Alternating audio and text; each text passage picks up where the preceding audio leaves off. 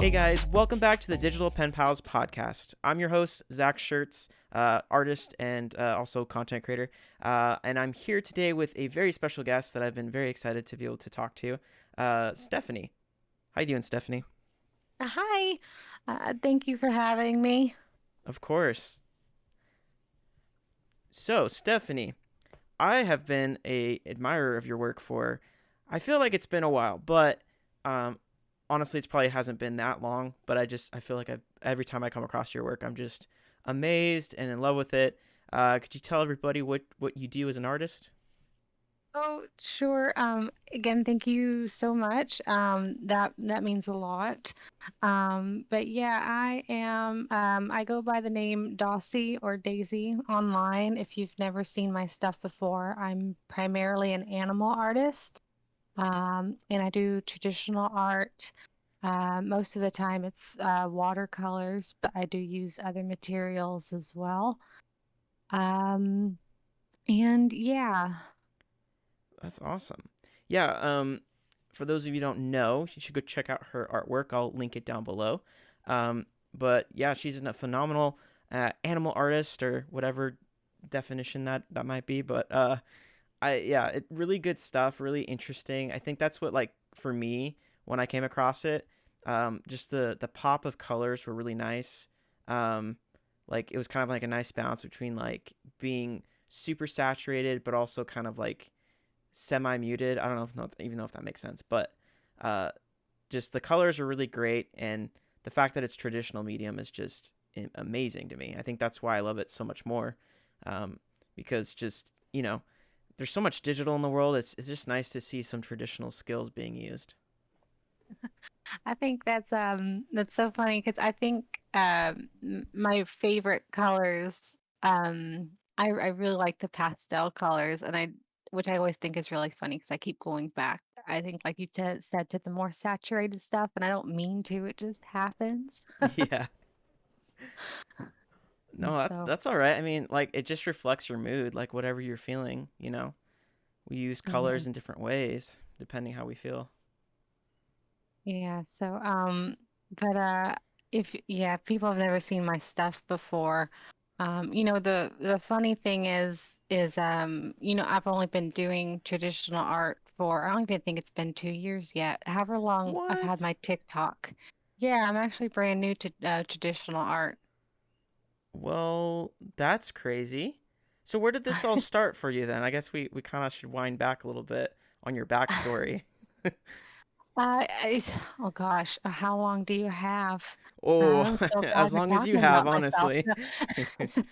Um, I've actually, I'm going to show my age a little bit. I've actually been on the internet for, my DeviantArt is since 2002, but I've been Wow. on the internet since about 2001, and I was actually a digital artist only, believe Wow. that or not, up until about 2015.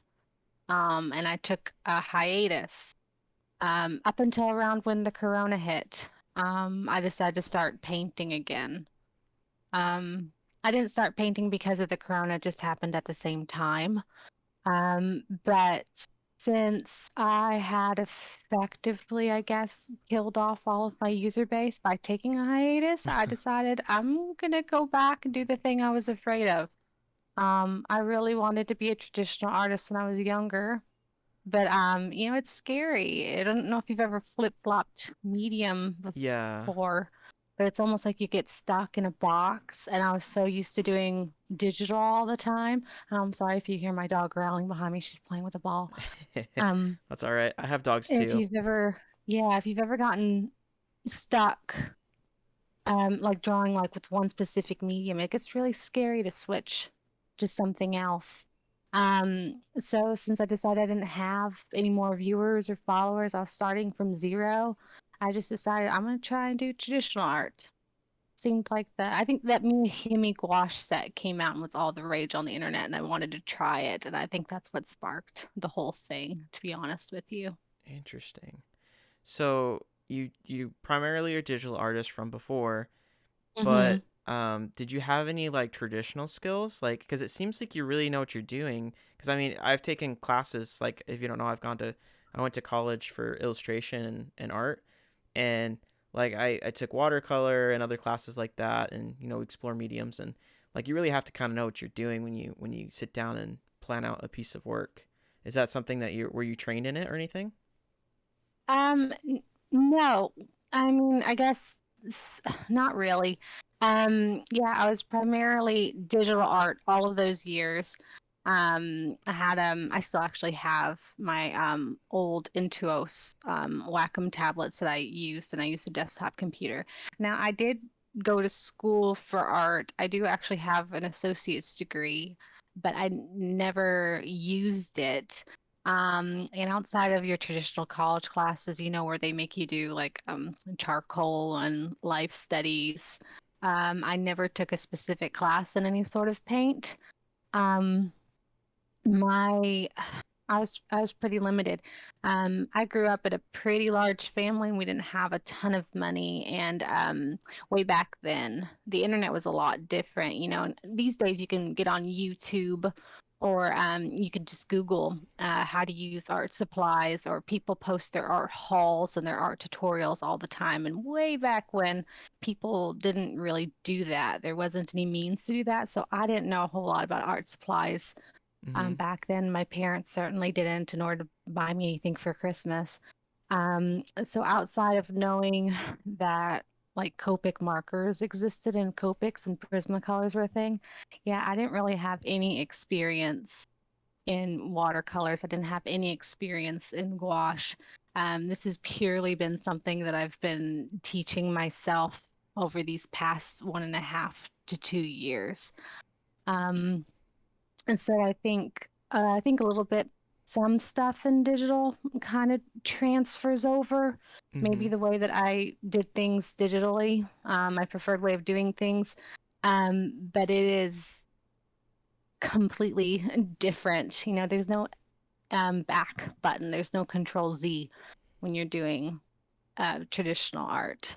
Yeah. Um, So I've just been learning as I go. But thank you for so much for saying that. It looks like I've been doing it for a long time. I It appreciate really that. does though. I'm just so surprised. Like I don't know, maybe I don't know, it's crazy because your drawing skills are fantastic because like there's drawing and then on top of that is like the traditional work of like laying down paint and stuff and knowing how to like, put what layer on top of what other layer to, render things. But yeah, I mean, either way, if you learn traditional or digital, like they do follow similar like fundamental skills. So like I could see why you'd be like, oh, it's just like using layers, and then you start layering the paint on one on top of another. Like you kind of Yeah, used to that. yeah, kind of. I mean, everything is always a little bit different. There's always a learning curve. Mm-hmm. And that was kind of the reason why I made a TikTok to begin with. Because when I took a hiatus, and when I came back, I felt like I had gone like 10 years behind in skills. All of my art mutuals that I had known from way back in the day, they had improved so significantly over the past few years. And then I felt like I just really stagnated because I just hadn't used those artistic muscles at all in the years that I left the internet. So I felt like I had to start totally over from scratch. I had to build back my creativity again. And I told myself I was going to upload everything that I did to my Instagram and my TikTok as I did it. So there for a while, I really was uploading like every day, no matter how ugly I thought it was. Mm-hmm. And I think that kind of helped boost my creativity again. But I also think it just kind of helped boost the creative drive. I was seeing what other people were posting, and I really just wanted to get back to a level that I used to be at, but with a new medium that I enjoyed using. Um, and so I really appreciate that you said that. That makes me feel really nice. I do think if well, I've hidden a lot of stuff now. I'll be honest. I've put on my Instagram a lot of stuff on archive. But I think Yeah. if you look back at the stuff that I did from a year ago versus today, I feel like I've seen even a jump in myself. Yeah, because like I always love having whoever I'm talking to. I love having their either Instagram feed or website or whatever they may have where all their artwork is.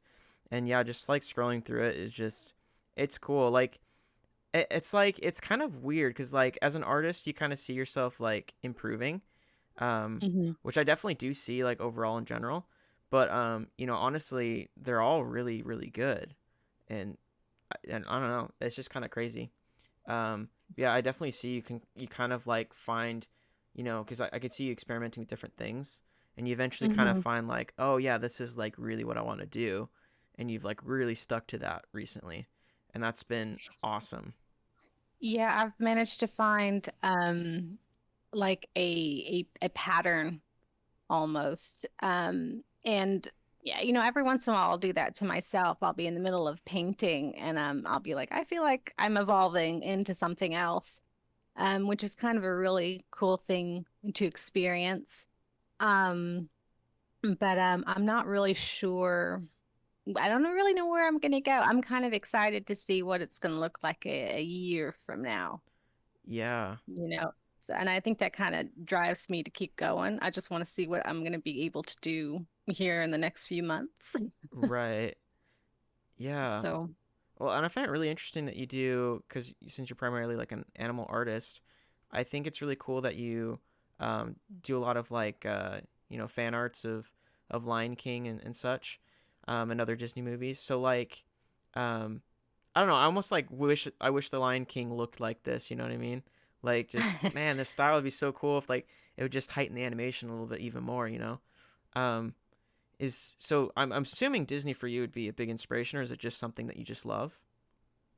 yeah, yeah, you kind of caught me there. No, I actually one of the first websites I ever signed up for when I was a preteen, way back in the early 2000s, was a website called the Lion King Fan Art Archive. Oh. And I think you'd be surprised at the amount of artists who also started on that website with me. This was like predating DeviantArt even. So it was just a bunch of us little kids on the internet of yesteryear, and we would upload Lion King fan art. And we had our little forums, and we were very active in them. I almost kind of want to say like we like grew up together. I don't know if the other ladies feel like that, Hmm. but there's quite a few very popular internet artists who started on those forums and that website with me. And they've had very successful, from my standpoint anyway, careers and thousands and millions of followers. So that little community has kind of grown up um, and become a big people now. And I'm very proud of them for that. But yeah, I started out on the Lion King fan art archive, and then I joined DeviantArt roughly around the same time when it came out. And then just over the years, I was influenced a lot by that community. But then I also ended up getting influenced by other fandoms as well. So it's just like a constant evolution of styles and influences, really. Right. But I do like to go back to it, and I do like to draw my Disney sometimes. Yeah. I recently love what you've been doing with the oh, what's it called? The oh, is it not Loungefly? That's what it's called. I was gonna say Shutterfly, but that's a different company. Uh, Yeah, I love the stuff that you did with Loungefly, although not official. I hope it is official one day, because it's I think I would. fantastic. Oh, thank you. I think I would like die of embarrassment, but it was just kind of a fun thing to do. I actually just recently took a trip to Disney, and that was one of my favorite parts was seeing all of these beautiful bags that everybody had. I didn't even know that they were a thing. Right.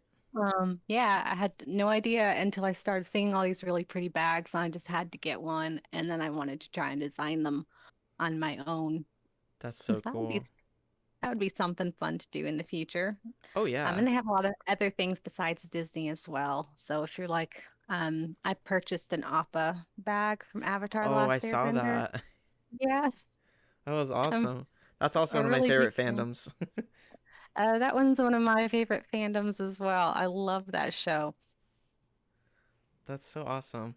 Yeah, and like what's cool too is because I've known a few people that have because I learned last year um about like making your own pins and stuff, like how to order them from like directly from manufacturers like in China and stuff. And so it's kind of cool, like you can learn how to, if it's not with like a company per se, like you could even produce your own bags, which is kind of cool. Because like I learned a lot last year about like I'm like, dude, you could do anything. Like, like if you want to put your art on something, you can do it. If you want to make your own stickers, you can. I mean, either making them by hand, which is what I've done, or ordering them online and stuff. And I just think it's so cool. The possibilities are like endless. So I could really Yeah. see you even if you wanted to. Like Kickstarter is really popular too. If you were able to figure out how to, you know, uh, get some manufacturer through what's the website? Um, I forget. It's like a forget the name of the website. It's like a it's not. Oh man, I completely forgot. Is it Shop? No, it's something else. It's like anyway. I don't know. Maybe you remember, but it's like a basically like you can order. Oh, Alibaba. That's what it is. It just clicked in my brain. Oh, Yeah, so that's where you can get in contact. I mean, and for listeners too, like if you want to get something made, like you can go through Alibaba and you can look through different manufacturers, and they have examples of work that they've done for other people, and you can buy basically mass produce something. Like I've looked into doing pins and stuff, though I found some pin per manufacturer, and it's just this one girl that I messaged, and she works in manufacturer. There's a little bit of a language barrier because their English isn't super perfect, but it's kind of cool because they'll give you quotes. They're like, "Hey, here's my artwork. I want it this size," and you can like give them a mock-up, and then they'll be like, "All right, it will be about this much for 100 of these or something," or it gets cheaper the more you order, but you know, right. it's kind of cool. I might have heard of Alibaba. I'm not sure, but I did also look into pin making at one point as well. I don't think I'm really the type of person who would necessarily want to make product, but I do sometimes just like the idea for like me to have something Oh personal. yeah. But yeah, I saw in some of those places you have to order in bulk, and I don't really need 100 pins. Um, I don't think I'd sell any, but the idea was really cool. Yeah. Well, I I think you would would. though. Definitely. Oh, oh well, we'll see. I would though sometime in the future, like to have like an art book. That's my Ooh. long-term goal. So maybe Yeah. sometime in the next years, I would just like to have some sort of like a decorative like art of like coffee table book. Um, I recently purchased for myself. I don't know if you've ever seen the artist Iraville, the Welcome to Iraville. I don't think so. They're a popular Instagram. They're traditional artists and they do things like landscapes. And I purchased their book and it's so pretty. And then the user on Instagram, Chris Hong, it just did a Kickstarter where he's doing an art book. Actually, I'm not sure if that's a he or a she, to be honest with you, but they're another traditional artist and they do really beautiful like people, like a lot of clowns actually. So I put money into their Kickstarter as well because I anticipate that's going to be a beautiful art book. Oh And I yeah. would love to have something like that for myself one day. Right. That's awesome. Um, so like I'm assuming you started drawing from like a super young age, right? Oh yeah, I've been drawing um for as I think pretty much forever. I don't know when I haven't been drawing. My mother has always pushed like a pencil and paper in my hand and has been like, "Here, this is how you draw a dog." And I think that's how I got my start. Wow. So do you have is your mom artistic as well? Not in like the painterly fashion, no. I think I'm the only one who has, of all of my siblings, who's managed to take it this far. But my mother's actually a quilter. My mom has her own little Reddit following of her own going. My mother quilts really nerdy Star Trek quilts, Oh wow. That's which is awesome. really funny. And she's gotten her own little backing going. But Yeah, no, that sounds like a really like niche It's a things. Like I have yeah, never I heard of was that. about to say very niche. So that's what she does. She owns that brand. It- She's probably the only one. You know, she's given some quilts out to some very famous like actors a couple of times. They've Wow, contacted her asking for them. So she has those sort of bragging rights. that's Um, amazing. but no, she showed me how to do like a little stick figure dog. And then I think when I got bored of that, she started purchasing some books from the library. You know, this is how you draw dogs. And then I would always draw my childhood dogs. Um, and I just kind of steamrolled from there.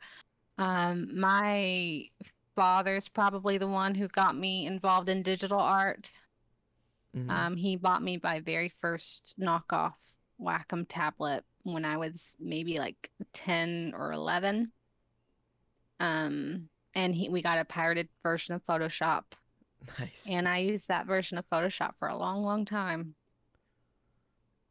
That's amazing. Wow. Mm. So, but, but yeah, I think digital art, you know, I hear that a whole lot on the internet. People are still arguing about what's better, digital versus traditional, or is traditional art going to die because digital art's taking over? Right. Um, and well, in all the 20 years of being on the internet, for me, traditional art has never died, so I don't think it's going to. But having the digital background does help a little bit with traditional art. I'm learning. It's a lot of work to have to scan in your traditional paintings and then have Right. to edit them afterwards. That makes sense. Um, so that helps. But I think there's a lot of really successful traditional artists. So if somebody's really afraid of uploading their traditional art, um, they shouldn't be, because you're going to be just fine in a world of digital. You're going to make it just fine. I think actually TikTok really helps the traditional artists too, because you don't have to be a great, or you don't have to have like a great scanner on TikTok. You just have to have a phone. So I think a lot of traditional artists are really proud of their stuff in real life. But then once they try to digitize it, or they're trying to get it onto the computer, they get really disheartened. And that doesn't look as good as it does in real life on the computer. But I think TikTok, you don't you don't need anything fancy. You can just show your sketchbook, and I think it's probably the one of the best representations of what art really looks like, um, without having to manipulate everything like you would on DeviantArt on back in the day, or Instagram, Right. Yeah. if that makes sense. Yeah. I was actually watching a video about like the comparison between like having like this polished content. Like sometimes I watch YouTubers that I'm into YouTube obviously, but I watch YouTubers that you know are maybe like cinematographers or whatever. So like they have like a lot of really clean images. They have like these super fancy cameras, and this one did a experiment between having something that was like super polished that I guess could come off as like a commercial because it's so clean and just, you know, looks Hmm. great, depth of field in the video and stuff, versus just like he filmed on his phone where he was just like manhandling whatever thing he was trying to do. And it was the same video, but just in a different style on his phone. And then he posted it everywhere onto like reels and stuff like that too to see what the difference was. And it's kind of interesting because a lot of people nowadays really just like the authenticity of being on your just filming something off of your phone because it feels a little bit more real and a little bit more like, oh, just a normal person just like me, but bam, there's their art, or bam, there's their cool talent that they have. Hmm. So I think I that's really cool. I think I'm kind of finding that to be true as well. I think that's the reason why TikTok's so popular. I think that's you know, Instagram just came out with that announcement recently saying that they're getting away from still images. They're going to video content to be like TikTok, and I think that's kind of probably the reason why they're doing that. But it was always so difficult on with the everybody blames the algorithm on Instagram, and that's fine, but it was always so difficult to have like a aesthetically pleasing portfolio on places like Instagram when you do multiple different styles or you like to experiment with different things. It's hard to have one cohesive, aesthetically pleasing gallery. Whereas TikTok, you can kind of show what things really look like without having to do the overly fake um, photography that we used to see on the Instagram. So um, that's why I prefer that brand a lot better. Right. Yeah. It makes a lot of sense. And like the discoverability is so much better. It's just like they don't I don't know, I feel like any other algorithm on any platform is just maybe just because it's like oversaturated because they've been around for a number of years, but it feels like they kind of don't um like they won't like it doesn't get pushed as to many people, I guess. It might be the Hmm. fact that just TikTok alone, short form videos, so they have, instead of just like one 10-minute video, they within 10 minutes they could watch hundreds of videos. So maybe just the odds are better, for our favor on TikTok. And um, I think everybody's just spread so thin artist wise. Um, back in my day, we only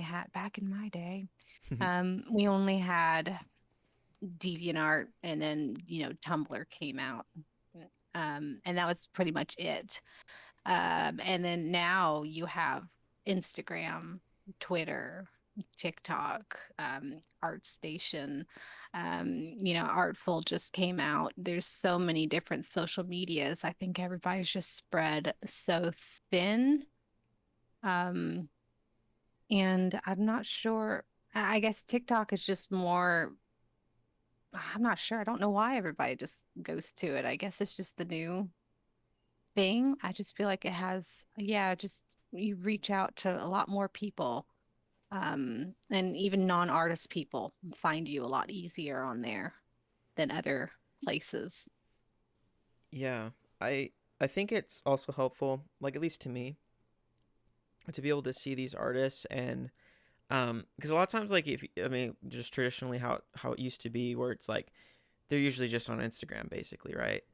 And Mm-hmm. you see their images, maybe depending on the artist they might like post something about themselves or something, but mostly it's just like you see their Instagram, it's just clean artwork. It's just what Mm-hmm. they do. There's not really anything like, connective. I don't know. So it feels like Insta or TikTok is a little bit more like personal that way, where you can like actually show your face and talk to your audience. There's live streaming that you can do, which I mean Instagram's had too for a while, but um, the idea of like sharing what with other people that may be wanting to try to do similar things as you, and like that's something I noticed a lot was people really like tutorials. They enjoy, being able to know that what they're learning is coming from an artist that they already love their artwork, so they trust them to give a good tutorial. Like, oh well, if they're Mm-hmm. saying to do this, then I'll for sure try that. Because like, man, if I could make anything to look like their art at all, like their tips must be great. Mm-hmm. And And so yeah, I feel like um TikTok's huge that way. yeah, and I'm also I'm really boring. I just like seeing people buy art supplies. I could watch that all day long. Oh, It's I have really bad somebody for for my you wallet. that you could follow. He goes to Michael's all the time. His name's Mitchell. We actually had him on the podcast. Um, I think one of our first guests on the podcast was he Oh, has I'll this thing have with to. Michael's and he loves going there and just buying stuff. Oh my gosh, He, I'll have to look it up. Yeah, that's my favorite yeah, pastime is watching people purchase things and then I inevitably end up purchasing them as well. It's a bad habit. Don't be right. like me. um, But, I feel like I've asked you this before, but I guess what would be your perfect lineup? Like if you had to take a backpack of stuff of art supplies, what would be your supplies of choice? Do you have like your favorites? well, like, am I getting stranded on an island Hmm. or just if I'm traveling someplace? Um, Yeah. I would for sure overpack and then never use any of it, probably. Um, but would I would probably bring some alcohol markers with me just because it's the least messiest thing that I can do. And I think I've actually done that before. I made a travel video before. But I would bring a few alcohol markers and I would bring my trusty mechanical pencil that has colored lead in it. Ooh, colored lead. I never thought And of that. yeah, that's I've discovered I highly recommend it. The traditional graphite, the like gray graphite when you're using like watercolor or gouache or alcohol markers, it kind of smears everywhere and it can dirtify your Mm-hmm. artwork. If you use like a pink or a red mechanical pencil, it kind of just disappears when you're Ooh. coloring, so then you can't see it anymore. Yeah, because I use a color ace. I don't do traditional as much. I'm starting to get into it because I started recently getting into like using Posca pens and markers. So Mm-hmm. that's been really fun with like paint markers, just trying to do like simplified shapes and stuff. But yeah, Mm-hmm. usually I'll use like my Plimsoll red colored pencil. But I've never really, for some reason, it never occurred to me that they made like, because I love mechanical pencils. It never occurred to me that they made colored lead for some reason. Yeah, they do, and they can be actually be kind of pricey. I have just a generic Walmart variety, but I think it erases about as good as the call erase. I use both of those, but I prefer the mechanical pencils because it's got that nice fine point like all Hmm. the time, rather than getting blunt and then having to sharpen it. Yeah, So yeah, mine come from Walmart. interesting. Good to But know. yeah, in my travel kit, it would just be just some standard, probably earth tonesy with a pop of color, Copic markers, and a mechanical pencil, and and my sketchbook. That would probably be it. That sounds awesome. Uh, Mine would probably mostly just be my iPad. Oh, But then if it was an island, I'd run you're into the problem with like electricity. yeah. Um, so it'd be fun for a few hours until it's gone forever. And then I'd I have to do like make actually. charcoal and draw on trees or something. I have no idea. I I'd be really tempted to like throw in some watercolor palettes, but having to carry around even the water brush pens, having to color on or carry water is just not very conducive to a good time. That's funny that I didn't even think about. I have an iPad and I didn't even think about I could bring it. Yeah. Oh my Um, gosh. what kind of paints do you use? Because I know you, obviously I would assume use watercolor, but I think you use some gouache, don't you? To get those more opaque colors. I do. I use, the of all the paints that I own, because I at this point I own quite a bit, I keep going back to uh the what is it called? The Art Philosophy Watercolor Confections, the vintage pastel set. I think I have gotten my money's worth out of that one. I keep going back to it constantly. It's just they're super opaque, almost like gouache, but in watercolor form, and they're just pretty Oh. colors. And then for gouache, I'm a big fan of Holbein. Um, and so I own a lot of Holbein gouaches, but for the most part, the one I use the most is white. So I do have white in various different brands, everything from Winsor and Newton to Turner and Holbein. And I go through the white a lot, probably more so than your usual watercolorist would want me to admit to. You're not supposed to use white when you use watercolor, if you didn't know that. Oh, okay. Yeah. Um, Yeah, that makes but I sense. like to use, yeah, you're supposed to use the white of the paper, is what Mm-hmm. they say. I've seen somebody Yeah. throw a fit over that before. Yeah. Um, I remember but taking my watercolor class, and that's like you have to think backwards. Because usually be yeah. like, oh, well, white last or something because they're highlights. But it's like, no, that actually has to be thought of like before you even like put anything down. How are you going to make sure you don't, and that's where like masking fluid for me, I felt like I cheated a lot because I'd just be like, okay, masking fluid everywhere because I don't trust myself. Yeah. I guess I'm just not cheating, but I've got a lot of the tinted watercolor paper now, so I can't Ooh. think backwards anymore because the white of the paper's not there. It's all brown and gray. Oh, okay. So I'm just abusing the white. Um, But yeah, my those are my favorite brands. And it's really bad too. I think I purchase art supplies based on their cute factor rather than their usability. They come in a pretty package. I want it. That's awesome. I love that. Yeah, like I definitely, if it comes with like a cool container or something, I'm like, ooh, I gotta get this because that'll be awesome. Yeah. Um, um, oh Lord, I was gonna say something else and I forgot already. That's all right. Oh, you're good. Um, yeah. So, um, I just find it so fascinating that you got into all this kind of just, with like, I mean, you said you have an associates in this, but also just a lot of just practice on your own and just kind of playing around with stuff. I think that's just so cool. Um, where do you think you find the drive? Like, because I guess this kind of goes into with like, why animals? What about animals is something that is a big drive for your art? Uh, two things really, I guess. w- Way back in the olden days of 1994, when nobody else but me was probably alive Nope, because I that's was why alive. I I was sound that born that old. year. I saw The Lion King in theaters, and my little child brain was blown away. I thought it was the most perfect movie I had ever seen, and nothing to this day has ever lived up to it. I still think it's the most gorgeous movie I've ever seen, and that influenced me a lot. I wanted to be like an animator from like that point on. I Mm-hmm. wanted to work for Disney and I wanted to draw something that beautiful. Um, and then also my childhood dog. I don't know, she was just that's probably why most people I think get into drawing is they love their pets and I wanted to draw my dog, so I would just draw my dog over and over and over and over again.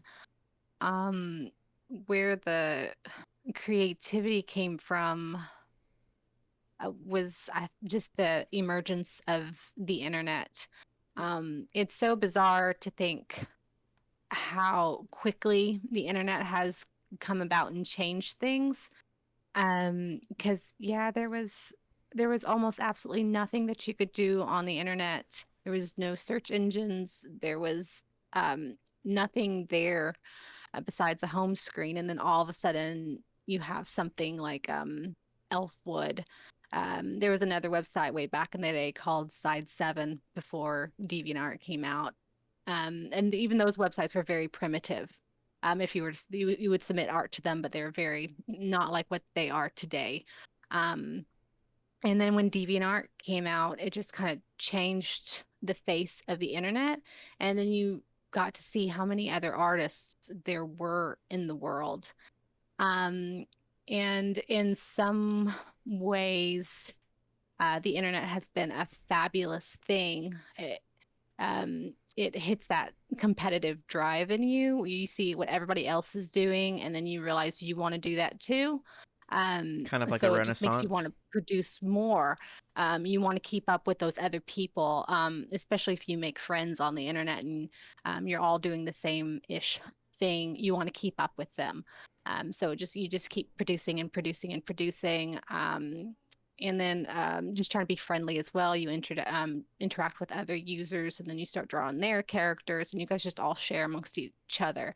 So, in that way, that just kind of really ramped up my little childhood creativity. And then you just wanted to be original. You wanted to be an original person. That's all the internet's fault. Just the growth of social media and everything, just sparks a drive in you. And I think most artists, the ones who are successful, I think that's the reason why they're successful, is they're just more competitive than the other person.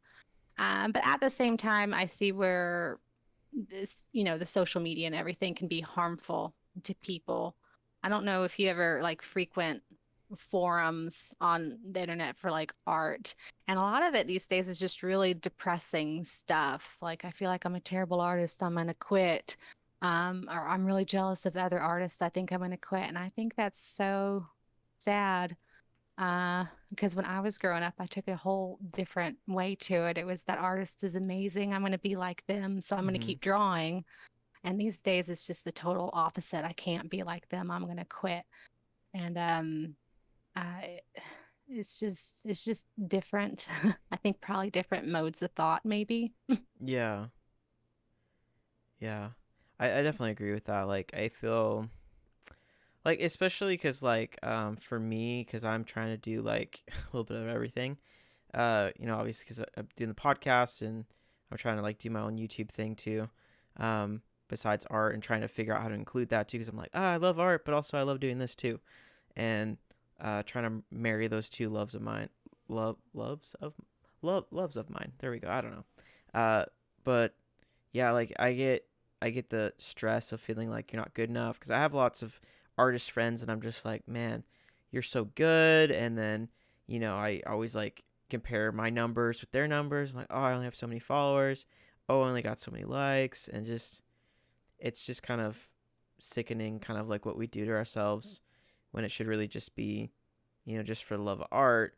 Obviously you're trying to pursue something, have like goals of like, oh, I want to do this. So I mean, it's kind of hard because really, to at least I feel like, to do anything with art, besides it just being like you can make art all you want, but if you actually want to like publish it and stuff like that, unless you have the money for it, you need kind of the followers for it, and to get the followers Mm-hmm. you need the likes, and so it's Mm-hmm. kind of like a necessary evil, but it's Mm-hmm. hard to like detach yourself from feeling like your worth is attached to, whether people like your stuff or not. It is, and I totally understand that, and I understand, how it's just a cyclic process. Um, and look at the numbers too. I think everybody does. If you say you're not looking at your numbers, you're totally lying. Um, but I think this time, just for mental health's sake, I've decided that's not my end all be all anymore. I already have um uh I already have, I guess, a career. I have a day job that earns my money for me, so I don't have to worry about art to do it anymore. I can just do art strictly as a hobby because I enjoy it. And if people online enjoy it, then so be it. But yeah, personally, I'm just trying to keep the numbers are what they are. As long as I'm having fun, then I'll keep doing it. Right. And like it's crazy too because like I remember I just kept thinking this because I'd always check your like at least TikTok because I'm mostly on TikTok a lot, but I'd Hmm. always like check your account. I'm like, oh, has she hit 10K yet? I was like, oh, not yet. I was like, dude, this is crazy. How does she not have 10K? Like I mean, like I was just like blown away that you didn't have like tens of thousands of followers on TikTok by now, because I was like, are these people crazy? Do they not see like the value of like how cool her artwork is, and just insane to me. Yeah, I like I said, that's probably my fault in a way.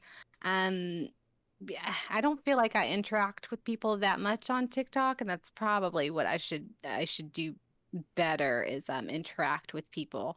But to be honest with you, the platform I kind of have the hard time sometimes making the video content, the video creating. Maybe I'm just showing my Right. age. The video creating features, the app gets a little buggy sometimes, Mhm. and then I'm just not in the mood for it anymore.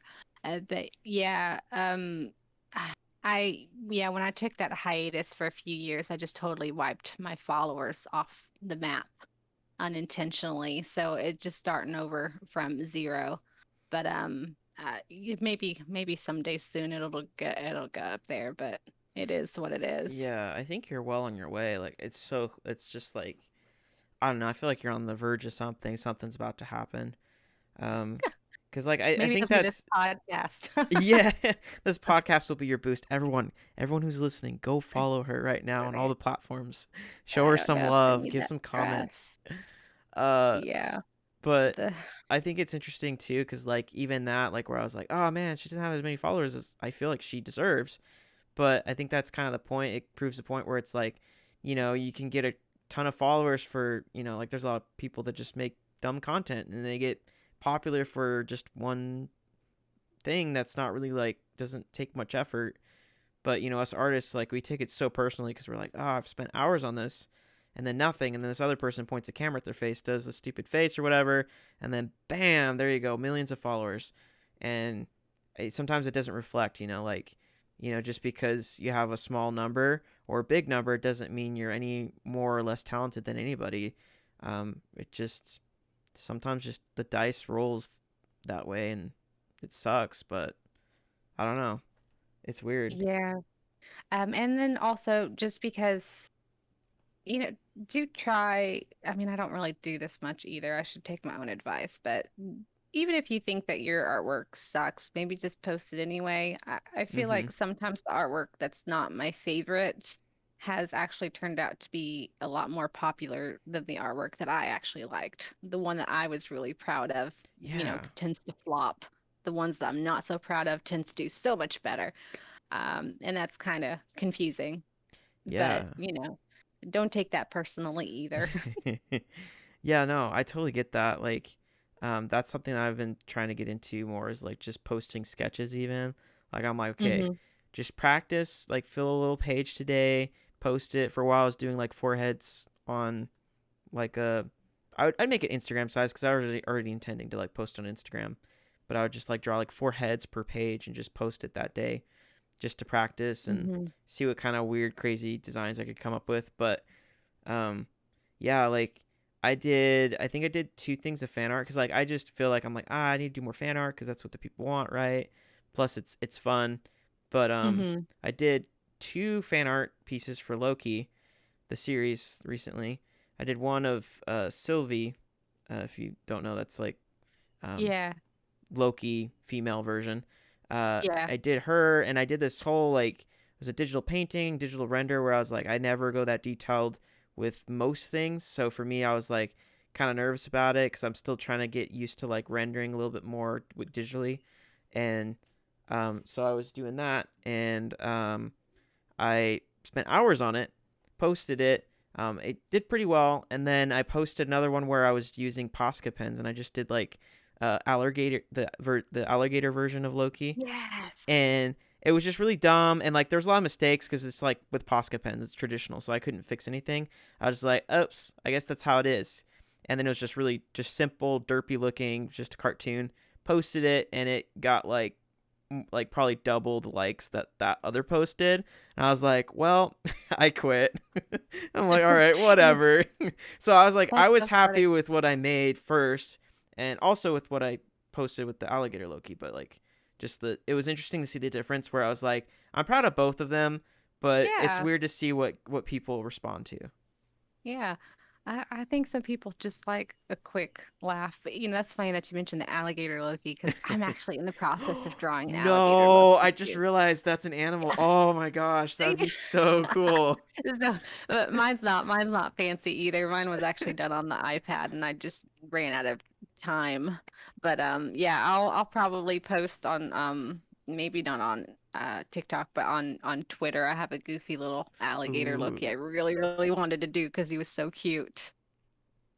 that's awesome. Yeah, I need to follow you on Twitter so I can see that post.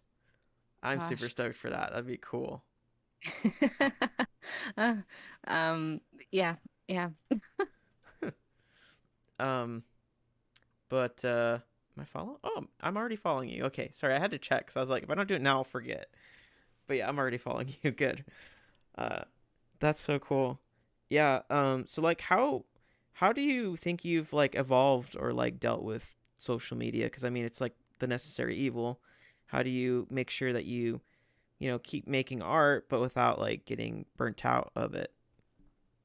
I've I think that the hardest part of it all for me is I feel kind of a little insecure. Like I don't know, not insecure in a way, but I feel like almost maybe like I'm annoying people. Because I mean, I don't do all the art that I do, I pretty much share amongst all the social media. So I wonder if there's that one person out there who's following me on every social media going, oh my gosh, I've seen this one already. Um, so I think maybe in the future, I think everybody's trying to abandon Instagram. So I'll probably maybe, I don't know if I'll ever abandon Instagram exactly, but I think I'll probably switch primarily to Twitter. Mm-hmm. Um, as my number one source. But I was actually thinking about, because I've still got my old Tumblr account Mm-hmm. also, and I was kind of thinking maybe on Tumblr I could just do just mix it up a little bit. Maybe on Tumblr I'll just post like my thumbnails and sketches. That way that user base can see something a little bit different, and then I can have my primary portfolio websites, and then Twitter can be a little bit more personal. There's just too many social medias. Like I Yeah. just need just one. Yeah.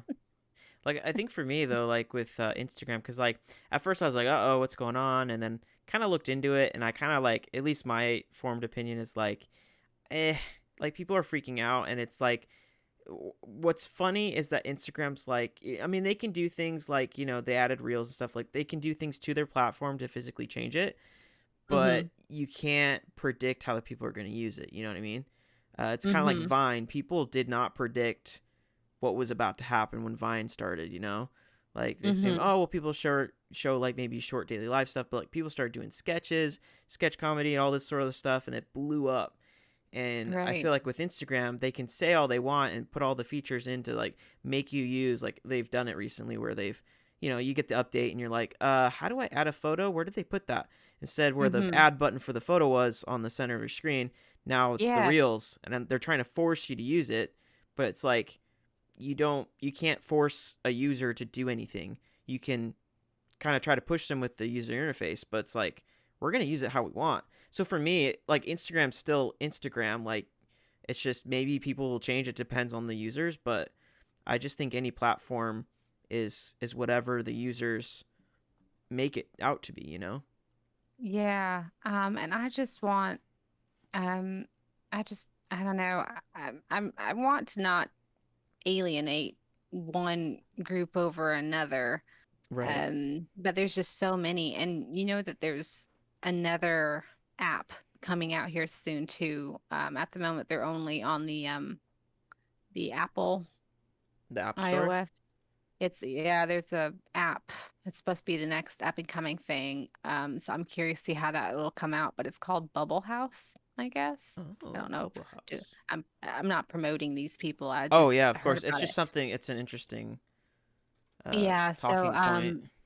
but this one, I guess, has the ability to, I think you can post still images still. I tried to get into it just to see what it was about, but my app was not working well at the time. But it has the Oh, I have ability seen this to, before. yes, I where saw you can some do, creators that I love following, like artists, are already starting to use it. oh gosh, I don't know if I'd personally, I don't think I'll be able to keep up with it because it's if you don't know what that app is, what it looks like they're promoting is you can post everything like step by step of your artwork process. Mm. So like the example they have is a cute like anime girl, but it's like starts off as a sketch and then it's got like a little slide ruler where you can Mm-hmm. slide it along to see her do the initial coloring, the flat coloring, the shading, the highlighting, all the way to the finished product. So you can kind of follow step by step along. Yeah. Oof, and I already can tell you I have a hard time um, keeping up with whips or works in progress. To Mm-hmm. have to organize something that Yeah. snazzy to have each step of the way. I feel like That that sounds like might be something really cool for. I mean, definitely something cool to try out. Like, who knows what it might end up being. Like, as I'm curious and trying to, because I remember the other day seeing that, I was like, oh, I should check that out, but I completely forgot about what the name was, what it was, until just now when you mentioned it. But, um, yeah, I think it might be really useful, at least right now, for like artists that are kind of already established, because I feel like mm-hmm. then they have a following, and so they're already, they're kind of like, we're good, we got the following, they're making their career, they're already fine, they're kind of sitting in their high seat, so to speak, and so like now they can be like, all right, well, cool, I can post works in progress, and then this will be a cool way for people to check it out, especially if you're like more, because a lot of artists end up becoming like educators. And so Mm-hmm. I think that in that sense it would make sense for someone like that to use this kind of app. I think it's my only like I guess a little bit of concern with it would be, well, maybe not necessarily for most of us, but sometimes, especially in this day and age, like the whips are the only things that you have to prove that you're the original person who did it. And now, if you're Mm, posting your whips everywhere, everybody has access to it. true. Um, so I don't know. I joined that app. We'll see how it does. But I don't know if it'll overtake um, things like Instagram. Right. Yeah. And I don't have an iPhone yet, so I can't. Well, sadly, well, I guess I have an iPad, obviously, so I guess I Yeah. could probably try doing it that way. Because I have Android as my phone, but Oh, I do too. Same thing. I yeah. have an Android I'm phone like, and the I like the best iPad. of both worlds, you know? Like, Android's cool for phone, but then obviously, if I have an iPad, like, I can draw on it and stuff, so that's cool. But I almost considered switching over to an iPhone, but then man, they keep coming out like Clip Studio Paint has like a phone app and stuff now too, and I almost kind of feel like the next time I upgrade my phone, I want to get like a tablet phone where I can draw on it, like out in that's public. actually what I did. I got the Really? Galaxy Note 20 Ultra. Uh-huh. I just decided to Does, go. I'm like, I'm gonna go all out. Why not? Let's try it. does it work really good? Because I'm Um, really considering I think I it. want to use it more, but there's been some times where I sat down and kind of sketched. It's nice. It's nice to know that you have like a sketchbook on hand. Right. But like realistic day to day, like Yeah, not I use it really every happen. once in a while, but maybe for like a quick jot down of an idea or something, or just to like practice. But Hmm. it feels different because like I'm like, oh man, because I'm finding myself, even though the screen is huge, it's like, oh man, it's kind of like too narrow. Even if I go widescreen, then it's like too short, like on either side. You know what I mean? So like the ratio kind of feels weird because I'm like, Mm. man, I just want to put my palm down on the screen and just kind of like draw away. But yeah, so it can feel kind of different. But I think it's something. I mean, I've seen there's plenty of artists on like YouTube and stuff that have YouTube videos designated just because they've been using the Note phone series for since forever, and that's how they do their digital art, and it works for them. And it's just like people that have like the Slate tablets. It's something you can get used to. But since I already have the iPad, I'm kind of like spoiled now, where I'm like, man, I just go to this the would be cool iPad. if I was starting out, but like also now I have my iPad, I'd rather use that if I'm going to sit down and do illustration stuff. Yeah, it's probably the same thing. The novelty will probably worn off, but yeah, I just kind of want to have like a little pocket thing. Like Yeah. maybe if I had downtime at work, I could sneak my phone out. Yeah, I think That's it honestly to me, I feel like it's kind of worth it. I just kind of have to push myself and get myself to be like, okay, use your phone. Let's draw a little bit. Let's like get better. But I think the main thing holding me back is, I mean, that maybe not so much the physical form, but just because the physical form's fine. Like the pen works great. Um, I think it's just the app. I wish I had Procreate because I find Mm-hmm. myself wanting to like double tap to undo, but then I have to go with my stylus and hit undo on the button on the screen versus like just gestures. So I kind of like, Mm-hmm. ugh. So it's kind of weird because I just haven't found the right app for it yet. But what's interesting is there actually is a whole community um, on the, I forget what it's called. Let me grab my phone real quick to kind of remember what it's called. Um, but when you click off your stylus, it'll pop up with stuff. And oops, it's an app it's like a social media platform, I think. I don't know, it almost feels like an underground thing. It's called Pen Up. So you click on Pen Up, and you can like draw, send stuff, and then it's also like a social media platform where you can post stuff, and people get followers and stuff like that Oh. too. Which is kind of weird. It feels like a very exclusive club for people that are, either maybe they have like the Samsung tablet or Mm-hmm. these line of phones with the stylus. But it's kind of Oh, interesting because I okay. was like, oh, there's a whole world I didn't even know about that. There's artists doing stuff there, so kind of interesting. How interesting. It's kind of like, yeah, because I had never heard of this either. You're Yeah, teaching me all sorts of cool stuff. I didn't even know. I just randomly found it one day. I was like, what is this? And I was like, I'll create an account, sure. And I was like, holy crap, got like really good artists on here. What the heck is happening? It's a whole niche. Um, Interesting. I'll But have to. that I potentially have might no be way to draw something on to there. check out. Yeah. I have no way of utilizing it with my little dinky phone, but that's Yeah. certainly something to play with. You might have it might be available on the App Store if you just search up pen up, maybe it'll show up, I don't know. But it might be an application you can download regardless. Mine just kind of happened to have it already installed, Oh, interesting. but yeah, let's see. Oh, yep, pen up, it's an app. Yeah. So I mean, you could technically, I mean, if you can upload stuff, you probably could share stuff and see what happens, but you never know. I like how like the first image it has is like a little Shiba Inu dog on the App Store. I'm like, sold. Classic. Yeah. It's an interesting Interesting. little app. But yeah, I think it's cool how there's just it is kind of hard like you said in the beginning, like it's just like artists are spread so thin. There's almost too much to stay up on. But Mm-hmm. I don't know, I feel like you just kind of have to necessary evil like again like you have to post pretty much everywhere, see what happens. Like for me, since I know a lot about like video stuff and video editing and stuff like that, so that's been helpful.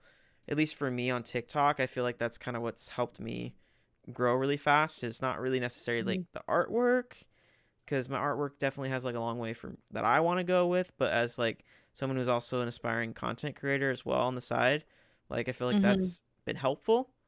Um, but yeah, so for me, TikTok has been like the most successful thing I've ever done. Everything else has just been like sitting there like numbers are not happening, nothing is happening. And versus TikTok, it's gone crazy for me. But I mean, not that crazy, but uh, yeah, it's different. And so I think every artist just has to find what's working, what doesn't, and then I've been spending a lot more time on TikTok because that's been the thing that's worked. I'm like, well, I can grow my audience, and what I do is I do TikTok lives and stuff, and I'll actually show on my computer screen like, hey guys, like my example, like here's my YouTube channel. I'm trying to get to X amount of subscribers by the end of the year or something. If you guys will subscribe, that'd be awesome. And people subscribe and like talk to about like, oh, I watched this video about this, and I'm like, oh, that's awesome. And so for me, I feel like TikTok has been like, okay, this is how I'll kind of. It's kind of a bad analogy because it feels kind of wrong to call your followers anything, but it's like you cast out a net, you catch all these fish, and you're like, okay, cool. The net is TikTok. Sweet. We caught people. That's how I get discovered. Then also trying to push them and direct them to go elsewhere. Yeah. But chances are there probably are also elsewhere. I think everybody has just about every social media and but yeah, that's pretty much I don't think people realize how much time it takes to do that. Um, I think my husband probably thinks I'm crazy with the amount of time I'm on social media now, just doing just that, just trying to, yeah, that sounds like a bad analogy. Doesn't cast a web and then go, hey guys, you see me, come over here as well. And it's like a full-time job in itself. Just, you see me, come over to this way also. I'm also over here. Uh huh. Yeah, because I think the nice part about that is it's like you're offering your audience something more. Like, hey, you like this, right? Then you're gonna love this because it's my example. It's either Mm-hmm. like longer form content or like with TikTok you don't really have an image, which is why I think Instagram, in my opinion, won't really die out as for artists because I think for me, when I want to see an artist, like, because then you'd have to scroll through feeds to try to find their artwork versus Instagram, where it's all just bam, there's the grid view. You can see all their artwork, click on it. It's almost like a Mm-hmm. portfolio. So, in that sense, I think that's its strength is being able to, for artists to just have all your artwork one spot. People don't have to dig for it. And Right. I think that for me, when I find artists like you, like I'm like, okay, I want to see their Instagram because like, the videos are cool, but I don't get to like look and study their artwork. Yeah. The quality isn't quite there. I think we try to make it a little bit more presentable when we put it on the Instagram. Oh yeah, Um, so yeah. well, So yes. what are your goals? You want to make a your own art book, which is admirable. That's awesome. Where Yeah, where do you see this going then? Like in your wildest, craziest dreams? Um, I I try not to put, I try to just keep things, I guess, relatively realistic. I mean, in the long run, That's good. probably, yeah, probably not much is really going to happen, and that's fine. My short-term goals are, I'm just going to keep filling up sketchbooks. That's just easy something to track. When your sketchbook, when you start a brand new one, and then when it gets full, then you can move on to the next one, and then it's fun to see the improvement you've had since the last sketchbook. Those are my short-term goals. I opened up a new sketchbook yesterday, and I'm gonna fill up that one over the next couple of months. And then just, yeah, in my long-term next several years, however long it takes, maybe by then I'll have a large enough portfolio to where I could actually um, print something. But other than that, I don't really have any other goals. Um, I don't know. Yeah. No, that's fine. Yeah, I'm just very I'm an ambitious. I don't know if you can tell, but I'm ambitious. Sometimes overly ambitious, but Well, um that's a good thing. yeah, it can be. But then it's nice where you're like, I'm realistic and I'm like, yes, I try to be Yeah, realistic, but also my brain says, "No, what about this? go Imagine after this." it. Oh, okay. Yeah. And that kind of goes again into the whole followers things. That's why Mhm. I'm relatively tiny because I was ambitious once and then I got old. Oh That's no. that's a warning to all the to all the young people out there. Uh, but yeah, no, I went after the art thing when I was younger and I went after it really hard. And then I just got tired. I don't think I really got burned out. I just wanted to see what else I could do. So I tried doing the real world thing for a little bit. I got married, traveled the world, and then just recently decided I miss being an artist and I miss being creative and I miss the internet and let's do this all over again. Right? Um, but this time we'll do it for fun. Yeah. And that makes sense. Like yeah, Hmm. cuz like I think that's a super good perspective to have is to have kind of like left everything and now you come back and you have like this new appreciation for everything and your drive isn't the same. You're not focused on what kind of eventually sometimes what art evolves for artists is like this whole social media brainwashing where you feel like you got to get so many likes and stuff, but you really have like you got went back to the basics of like this is why I love doing art and you're just doing it because you love it. Hmm. And yeah, I think it's just funny how much things changed. I feel like I'm stuck in a time warp of what things used to look like 5 years ago versus what they look like now. But yeah, there's no, I don't know. On one hand, I kind of wonder what I would have looked like now if I had never quit doing art or had never stopped posting online. I never stopped doing art completely, but I Mhm. stopped posting online. Um, and that was not like a decision I'm quitting. It just happened by itself. But I do wonder what I would have turned into had I not accidentally stopped. But at the same time, it was nice to do something else. It was nice to figure out who I am off of the internet and then, what I'm capable of um outside of the internet. But yeah, now I miss doing it and I have a different just a different drive and a different inspiration and a new just excitement to do things. Yeah. Well, and I think, the time that you spent off, like, I feel like you seem like you kind of feel like you like lost out on a lot maybe of like potential growth and stuff like that during that time that would have happened if you didn't Hmm. stop. But I feel like it never might have never happened. Like you, some things just I'm a big believer in just things happening for reasons. You know, even mistakes sometimes can be the biggest influence on progress. Sometimes it sucks, but again, like necessary evil, where it's like, oh, I Mm-hmm. took a break, but like you said, now you have like this whole new perspective, and it's influenced and changed your artwork. And I feel like that Mm-hmm. alone is even taking time off. Like you're like, oh, I'm not practicing, but I'm like, well, but your perspectives are changing, your ideas, the way you think about things are changing, and that in itself is part of your art. Not the traditional skills, but the way you come up with like creative ideas changes. And I think that Mm-hmm. that's probably helped you a lot in your creativity, is like having a different perspective now.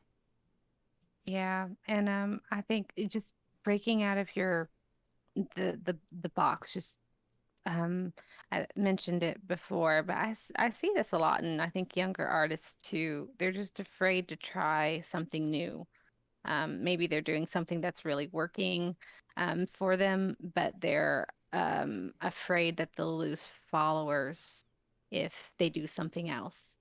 So then they just kind of downward spiral into this fear that they can't do anything else. And then it really kind of hits their creativity. And I see that happen in a lot of artists. And I think sometimes just, step back and just give yourself a little bit and, just step outside that box. Just do it anyway. Don't pigeonhole yourself in one area. um, just be creative despite what you think other people may think, which they probably won't think anything of it at all. But yeah, just give yourself the space to be you and have fun with it. Try not to be stressed out all the time. Right. Yeah, that's really good advice. Did you like if you were to give advice to, I know you kind of already just did, but is there any kind of other advice you might give to aspiring artists? Uh, Draw what you want to draw. Don't draw just because it's the popular thing.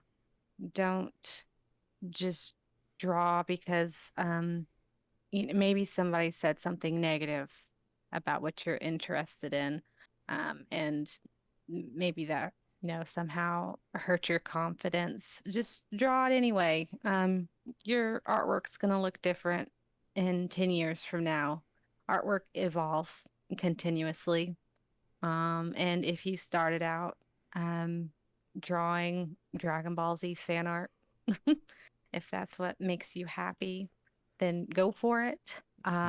Because over time, if you enjoy drawing, if you enjoy painting, doing art in general, you're going to pick up other influences as time goes by, and your art's going to change on its own. So if it makes you happy, just do it. Give time a chance to work its magic, and you will be a different artist in 10 years, I swear. So don't let somebody influence what you want to do and make you self-conscious about it. That's really good advice. I really like that. Hmm. Yeah. I feel like that perfectly like wraps up kind of like all we were talking about with social media and like the outside influences on your artwork. Let those Hmm. outside influences be, you know, maybe other artists to help influence your artwork and stuff, not be influenced by your followers, I guess. Hmm. That's really good. Um, and I guess just to kind of wrap things up a little bit, uh, is there any other sort of things you'd like to plug? Like maybe I saw that you did prints. Do you have a print shop for that or? I do have an imprint. I'm on imprint. Ooh, But perfect. I love imprint. yeah. I've only Um, ordered one thing, but I was very surprised because I got like the biggest thing I could, and I was like, the yeah. detail's crazy. It looks just like the actual drawing. Oh, that's wonderful because I just opened up imprint not that long ago, and personally, I've heard good things, but I haven't seen any of the prints, so I was really terrified. But there's a couple of things that people requested of me on there right now, but I still need to update it with some other things. So just my most requested are up there at the moment. But my username is Dausy. It's Dausy. I do have a couple of prints available. I'll make some more available in the near future. And then I have a Kofi as well. Oh, what is Kofi? Kofi is like a my husband would laugh at me. You can legit buy like an artist a cup of coffee. Oh, okay. Oh, okay. I think I have heard of that. I just like I've never. Okay, interesting. Yeah. This is you can use it for other things as well. But yeah, no, if anybody wants to buy me a cup of coffee, I have a really bad coffee addiction. Um and my name there is Slane, Slane, Dausy, Dausy. Um but otherwise just keep following me on TikTok. I plan to do a couple new things hopefully in the near future. I'm gonna try and start drawing people, I think, or try to. You can go Um, anthropomorphic, kind of happy medium. uh, yeah, I can. Um, I yeah, we were trying to wrap up, but yes, I can Oh, do sorry. anthro characters. It's not my what I consider myself a artist of, but my just drawing animals in general kind of puts me into that user group, but I don't Mm-hmm. really consider myself a furry artist. But a lot of my Gotcha. clientele, they're furry artists just because we all overlap. Right. But I want to get a little bit more into drawing um, just people, and just little cute little. So I'm gonna try my hand at drawing some actual humans to get more comfortable. That's out of my comfort zone. So, anyways, that might be something weird that's going to be appearing on TikTok soon, but we'll see. I'm excited. I'm excited for whatever you do. I'm totally here for it. Um, well, that's awesome. And again, I'll put all the links, like we talked about, in the description. So if you guys want to go check out and support her, which you totally should, I would highly recommend checking out her work and going out and supporting her. That'd be amazing. And again, thank you so much for agreeing to come on the podcast. I was super stoked that you were so willing.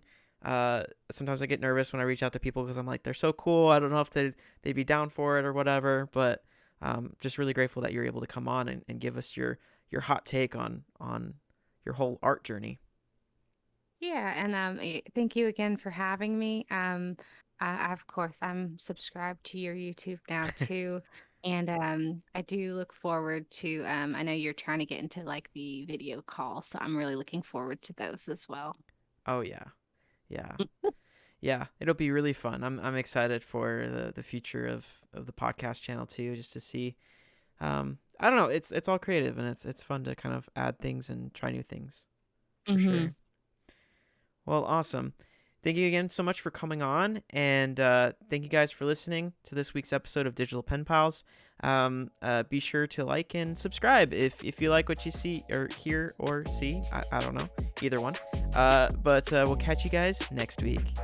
Bye.